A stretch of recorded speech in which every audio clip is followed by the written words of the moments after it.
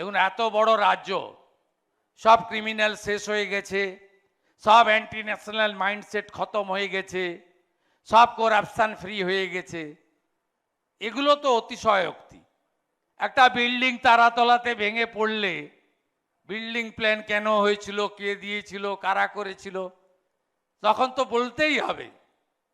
নিশ্চয়ই after 9th মে আমরা যে ডিসিশন নেব, আমরা যে পলিসি করব, আমরা যে কনস্ট্রাকশন করব, আমরা যে কাজ করব, নিশ্চয়ই we are taking full responsibility.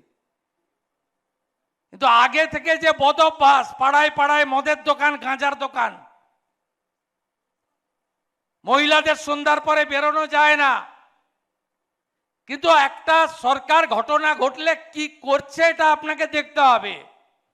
আরজি কর ঘটেছিল, কসবা ল কলেজ ঘটেছিল, দুর্গাপুর মেডিকেল কলেজ ঘটেছিল, আপনি কি করেছেন আর কি বলেছেন বাংলার মেয়েরা দেখেছে।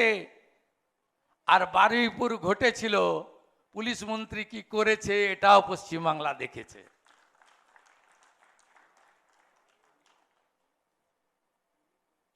আগেও মাঝেরহাট ব্রিজ চাপা পড়েছিল, টালা ব্রিজ ভেঙেছিল, পোস্তায় ব্রিজ ভেঙে পড়েছিল, একটা লোককেও জ্যান্ত বের করতে পারেননি। আমরা ছিলাম, আমাদের ল এনফোর্সমেন্ট এজেন্সি ছিল, তাই 17 জনকে তারাতলা থেকে ওই লোহা চাঙড়ের মধ্যে জীবন্ত বের করতে পেরেছিলাম। আগুন লাগলো, মারা গেল 10 জন,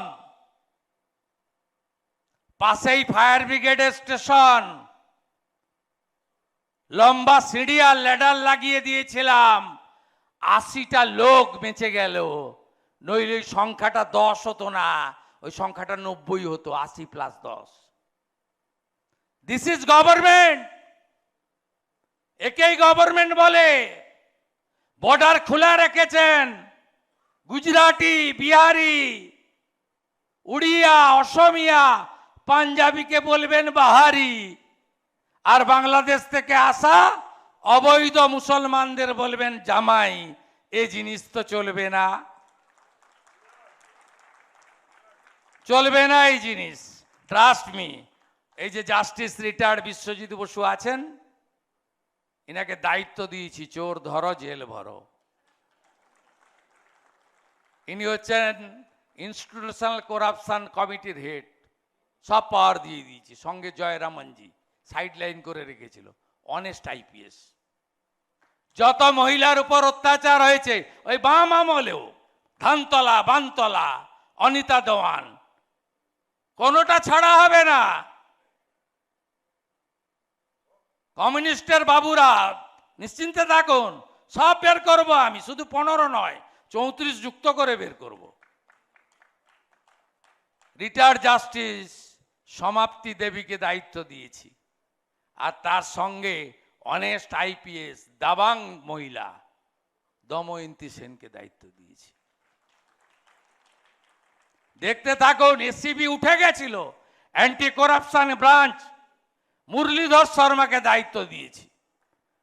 ডেলি একদম ধরছে খপ করে আর ঝপ করে জেলে পুরছে, প্রত্যেক দিন গোটা রাজ্যে ঘুরে বেড়াচ্ছে।